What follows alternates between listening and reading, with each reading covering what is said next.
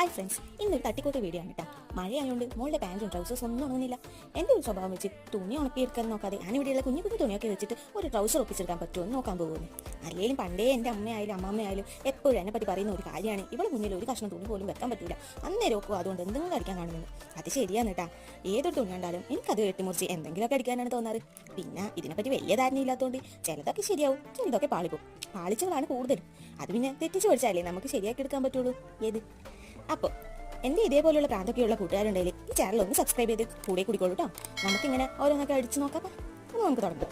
ഇത് ഞാൻ എൻ്റെ മോക്ക് ഒരു ഫ്രോക്ക് അടിച്ചപ്പോൾ ബാക്കി വന്ന തുണിയാണ്. ആ ഫ്രോക്കിൻ്റെ വീഡിയോ ഒക്കെ ഞാൻ ഈ ചാനലിൽ ഇട്ടിട്ടുണ്ട്. അതിന് താല്പര്യമുണ്ടെങ്കിൽ ഒന്ന് കയറി കണ്ടു കേട്ടോ. അപ്പോൾ അതിന് ബാക്കി വന്നൊരു പീസ് ഇത് എന്തെങ്കിലും ആക്കാമെന്ന് വെച്ചാൽ ഞാനവിടെ എടുത്ത് വെച്ചതായിരുന്നു. ഇതെനിക്ക് നല്ല ഇഷ്ടപ്പെട്ട ഒരു തുണിയായിരുന്നു കേട്ടോ. മീറ്ററിന് 160 രൂപയെ വന്നിട്ടുള്ളൂ. ഇന്നല്ല ഇങ്ങനെ സ്ട്രെച്ചബിൾ ആയിട്ടുള്ള ഒരു മെറ്റീരിയലാണ്. ഇതിൻ്റെ പേരെന്താ പറയുന്നത് എനിക്കറിയില്ല.